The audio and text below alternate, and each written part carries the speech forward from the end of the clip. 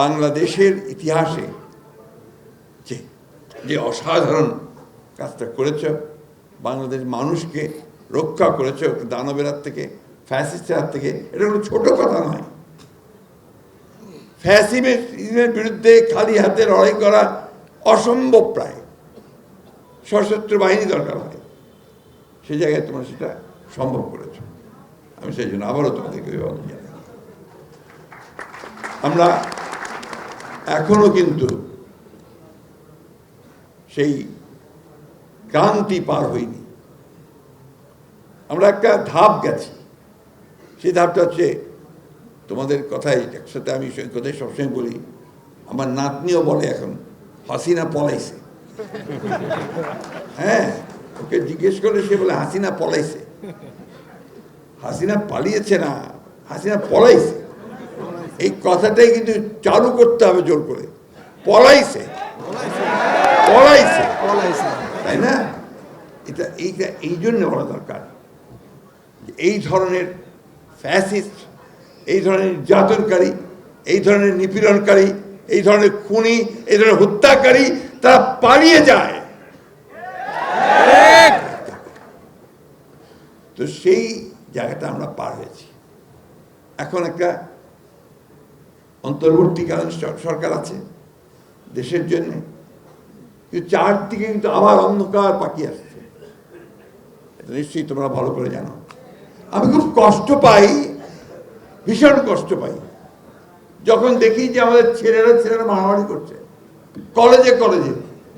এই এখন যখন তোমরা এত বড় একটা বিজয় অর্জন করলে, একটা ফ্যাসিস্টকে দেশ থেকে তাড়িয়ে দিলে, একটা ইতিহাস, পৃথিবীতে একটা ইতিহাস সৃষ্টি করলে, সেই সময় আজকে আমাদেরকে দেখতে হবে যে আমরা সারওয়ার্দী কলেজ, মোল্লা কলেজের ছাত্ররা মারামারি করে রক্তাক্ত হয়ে যাচ্ছে।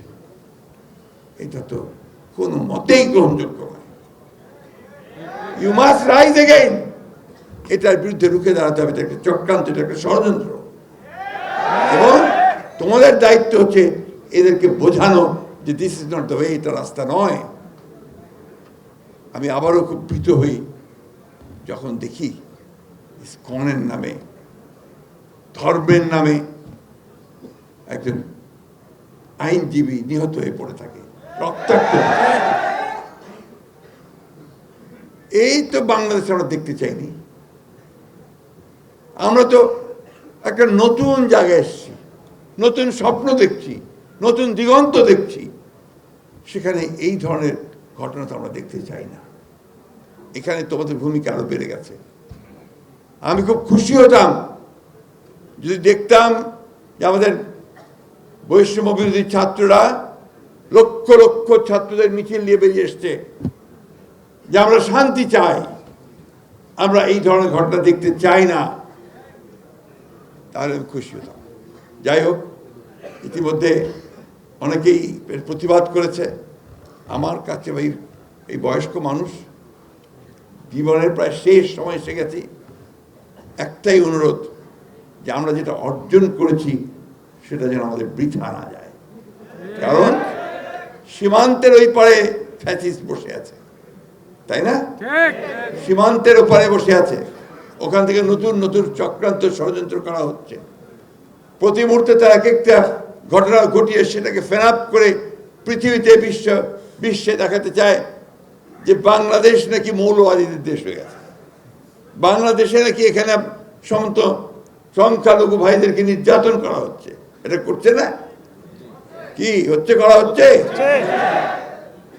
ভারতের পত্র পত্রিকাগুলো থেকে, আমাদের সোশ্যাল মিডিয়াতে এমনভাবে লেখা হচ্ছে যেন বাংলাদেশে এখন এই ধরনের সমস্ত নিকৃষ্ট ঘটনা ঘটছে। ঘটনা তো তা না।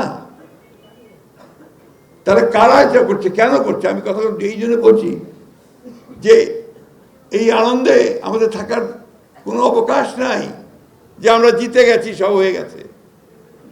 আমাদের মাথার উপরে সে খড়গ এখন আছে এবং চতুর্দিকে কিন্তু তারা চেষ্টা করছে আবার অন্ধকারে নিয়ে যাওয়ার। এই জন্য খুব সজাগ থাকতে হবে, সতর্ক থাকতে হবে। কোনো রকম হঠকারিতা, কোনো রকম বিশৃঙ্খলা যেন কেউ করতে না পারে, সৃষ্টি না করতে পারে, সেটাকে রুখে দিতে হবে।